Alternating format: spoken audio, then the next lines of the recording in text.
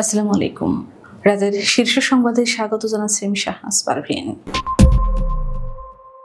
ভারতীয় দালালদের ফাঁদ বাংলাদেশে এক কিডনির গ্রাম।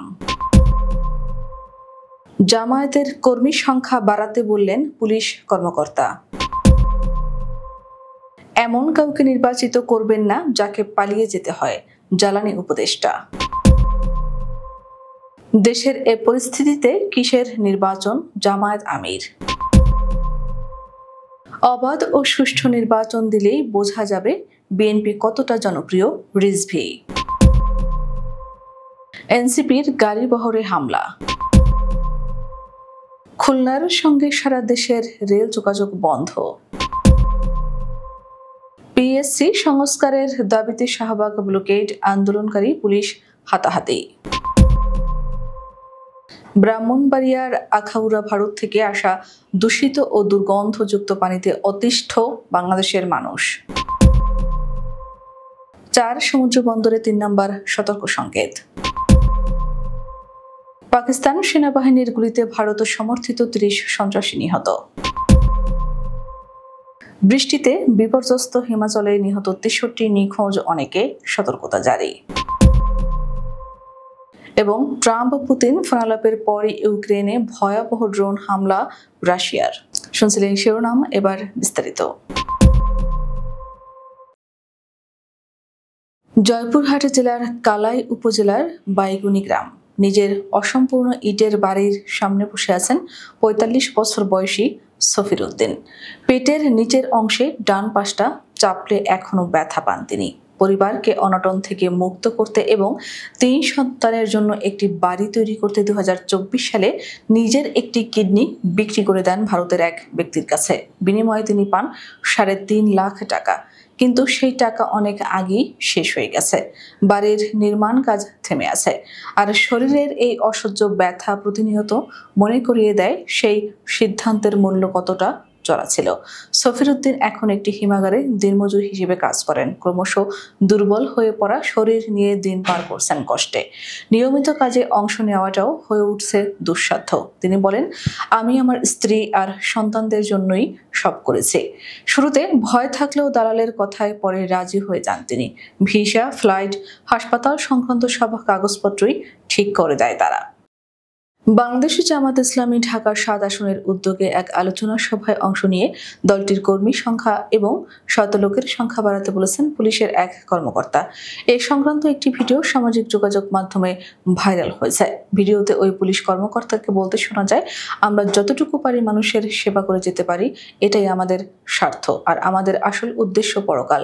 এই দুনিয়ার মধ্যে তা কিছু না, সেই উদ্দেশ্যে আমাদের কাজ করতে হবে এবং আল্লাহ আমাকে যতদিন হায়াত রাখবেন, সুস্থ রাখবেন, আমাদের চেষ্টা থাকবে জনগণের সঙ্গে সম্পৃক্ত হয়ে তাদের কল্যাণে বাংলাদেশকে যেন একটা আধুনিক রাষ্ট্রে পরিণত করতে পারে। তিনি বলেন, বিগত ফ্যাসিস্ট সরকার পুরো দেশটা বিক্রি করে ফেলেছে। আপনারা সবই জানেন, এর বর্ণনা দেওয়ার দরকার নেই। পত্রপত্রিকা ও বিভিন্ন মাধ্যমে আপনারা জানতে পেরেছেন। মানুষের জন্য ডেডিকেটেড আমরা সে ধরনের লোককে নির্বাচিত করতে চাই। কর্মী সংখ্যা বাড়াবেন, শত লোকের সংখ্যা বাড়াবেন। বিদ্যুৎ, জ্বালানি ও খনিজ সম্পদ মন্ত্রণালয়ের উপদেষ্টা মোহাম্মদ ফাউজুল কবির খান বলেছেন, আপনারা এমন লোককে নির্বাচিত করবেন যিনি উন্নয়ন প্রকল্পটা সঠিকভাবে ব্যয় করবেন, সঠিক প্রকল্পে ব্যয় করবেন।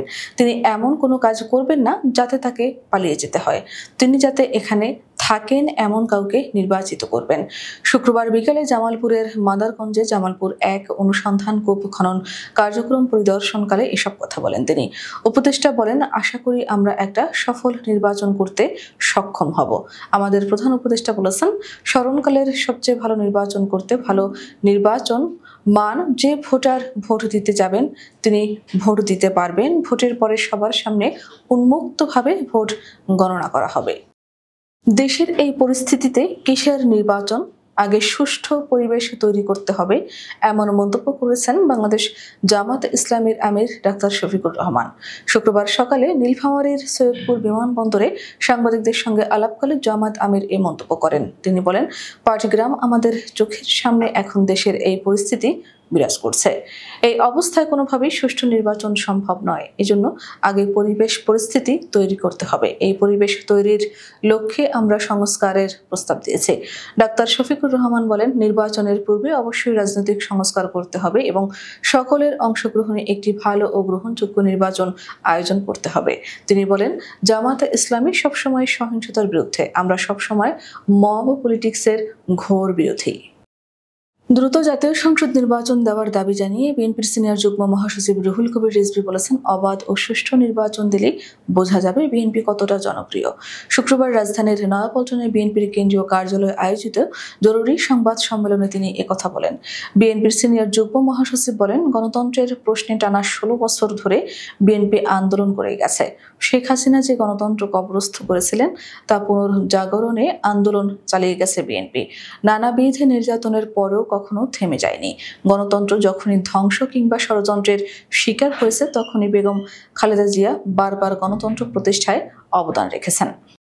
ঠাকুরগাঁওয়ে জাতীয় নাগরিক পার্টির নেতাকর্মীদের গাড়ি বহরে হামলা হয়েছে। শুক্রবার দুপুরে সদর উপজেলার টাঙ্গন ব্রিজ এলাকায় এই ঘটনা ঘটে। এতে এনসিপির এক কর্মী ও একজন গাড়ি চালক আহত হয়েছেন। এনসিপি ও এলাকাবাসী সূত্রে জানা গেছে, শুক্রবার জুমার নামাজের পর ঠাকুরগাঁও আর্ট গ্যালারি থেকে পীরগঞ্জের উদ্দেশ্যে একটি কর্মসূচিতে যোগ দিতে রওনা দেয় এনসিপির গাড়ি বহর।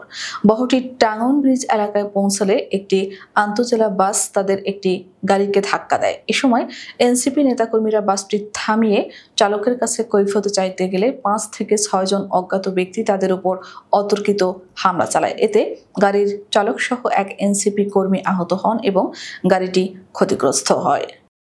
চুয়াডাঙ্গার জীবননগর উপজেলার উতলিতে মালবাহী ট্রেনের একটি বগি লাইনচ্যুত হয়েছে। এতে খুলনার সঙ্গে সারা দেশের ট্রেন চলাচল বন্ধ রয়েছে। শুক্রবার বিকাল 5:30টার দিকে উতলি মাধ্যমিক বিদ্যালয়ের সামনে এই ঘটনা ঘটে। জানা যায়, বিকেলে মোংলা থেকে ছেড়ে আসা সিরাজগঞ্জ বাজার অভিমুখী চিটাগৌড়বাহী ট্রেনটি উতলি রেল স্টেশনে প্রবেশ করে। পরে ক্রসিং শেষে ট্রেনটি লুপ লাইন থেকে মেইন লাইনে প্রবেশ করার সময় গার্ড ব্রেকের একটি বগির পেছনের 4টি চাকা লাইনচ্যুত হয়। এদিকে লাইনচ্যুত বগিটি রেখে বাকি অগণগুলো নিয়ে ট্রেনটি সন্ধ্যা 5:45টার দিকে দর্শনা অভিমুখে রওনা হয়েছে। আপাতত সব ধরনের ট্রেন চলাচল বন্ধ রয়েছে। 40তম বিসিএস এর চূড়ান্ত ফলাফলের প্রতিবাদে ও সরকারি কর্ম কমিশন সংস্কারের দাবিতে শাহবাগ ব্লকেট করেন আন্দোলনকারীরা। এ সময় আন্দোলনকারীদের সঙ্গে পুলিশের হাতাহাতি হয়। তখন বেশ কয়েকজন আন্দোলনকারী আহত হন। শুক্রবার ঢাকা বিশ্ববিদ্যালয়ের কেন্দ্রীয় গ্রন্থাগারের সামনে থেকে মিছিল নিয়ে পুরো ক্যাম্পাস প্রদক্ষিণ করে সন্ধ্যা 6টার দিকে শাহবাগে অবস্থান নেন আন্দোলনকারীরা। এ সময় তারা রাস্তা ব্লকেট করলে যান চলাচলে বিঘ্ন ঘটে। ব্লকের আন্দোলনকারীরা বলেন, আমরা সর্বোপরি পিএসসির সংস্কার চাই। প্রতিদিন সকালে দুর্গন্ধ নিয়ে ক্লাস শুরু হয় ব্রাহ্মণবাড়িয়ার আখাউড়া উপজেলার আব্দুল্লাহপুর সরকারি প্রাথমিক বিদ্যালয়। এই বিদ্যালয়ের পাশেই বয়ে চলেছে দুর্গন্ধময় কালো পানি ভর্তি কাটাখাল নামের একটি খাল, যার উৎস ভারতের আগরতলা শহর। ত্রিপুরা রাজ্যের রাজধানী আগরতলা থেকে আসা 12 কিলোমিটার দীর্ঘ এই খালের প্রায় 8 কিলোমিটার বাংলাদেশে প্রবাহিত হয়ে মিশেছে তিতাস নদীতে। এই খালের একটি অংশকে বলা হয় আখাউড়া চ্যানেল। এই খালের পানির দুর্গন্ধের কারণে পড়ালেখায় মনোযোগ দেওয়া কঠিন হয়ে পড়ে। শিক্ষকেরা সবসময় সতর্ক থাকেন। মার্কিন পরিবেশ বিষয়ক গবেষণাধর্মী ওয়েবসাইট মঙ্গাবের একটি প্রতিবেদন থেকে এসব তথ্য জানা গেছে। আবহাওয়া অধিদপ্তর জানিয়েছে, রাতের মধ্যে 8 জেলার উপর দিয়ে ঘন্টায় সর্বোচ্চ 60 কিলোমিটার বেগে ঝড় হতে পারে। তাই দেশের 4 সমুদ্র বন্দরে 3 নম্বর সতর্কতা জারি করা হয়েছে।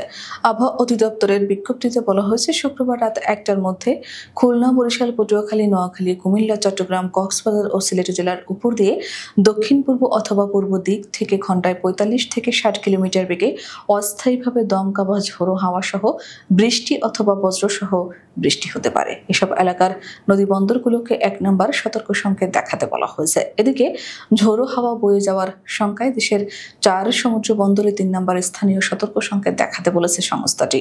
সামুদ্রিক আবহাওয়ার সতর্ক বার্তায় এ তথ্য জানানো হয়েছে। পাকিস্তান ও আফগান সীমান্তের খাইবার পাখতুনখাওয়ার উত্তর ওয়াজিরিস্তান জেলায় প্রবেশের চেষ্টাকালে সেনাবাহিনীর গুলিতে ভারত সমর্থিত অন্তত 30 জন সন্ত্রাসী নিহত হয়। শুক্রবার পাকিস্তান সেনাবাহিনীর আন্তঃদপ্তর সংযোগ বিভাগ থেকে দেওয়া এক বিবৃতিতে এ তথ্য জানানো হয়েছে। ওই বিবৃতিতে আরো বলা হয়েছে, সীমান্ত এলাকা হাসান খেলে 1 থেকে 2 এবং 2 থেকে 3 জুলাই ভারতের প্রক্সি বাহিনী ফিতনা আল খাওয়ারিজের বড় একটি সন্ত্রাসী দলকে শনাক্ত করা হয়েছিল।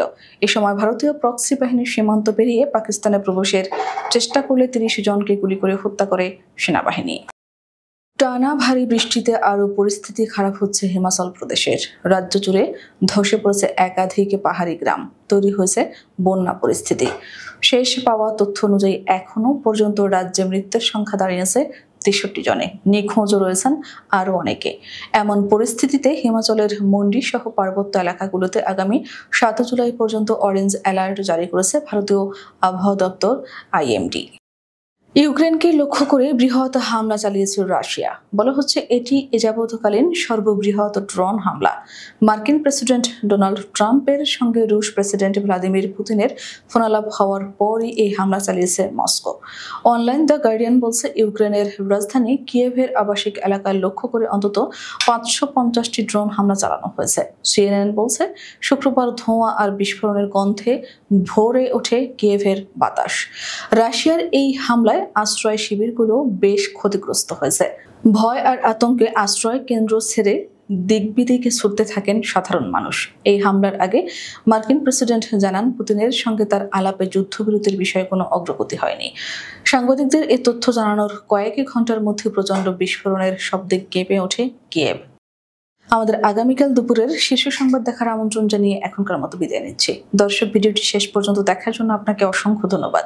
নিত্য নতুন সংবাদ পেতে আমাদের ইউটিউব চ্যানেলটি সাবস্ক্রাইব করুন ও নিয়মিত নোটিফিকেশন পেতে বেল বাটনটি ক্লিক করুন এবং আমাদের ফেসবুক পেজটিতে লাইক করুন। এছাড়াও আমাদের ভিডিওতে লাইক দিয়ে শেয়ার করুন। আল্লাহ হাফেজ।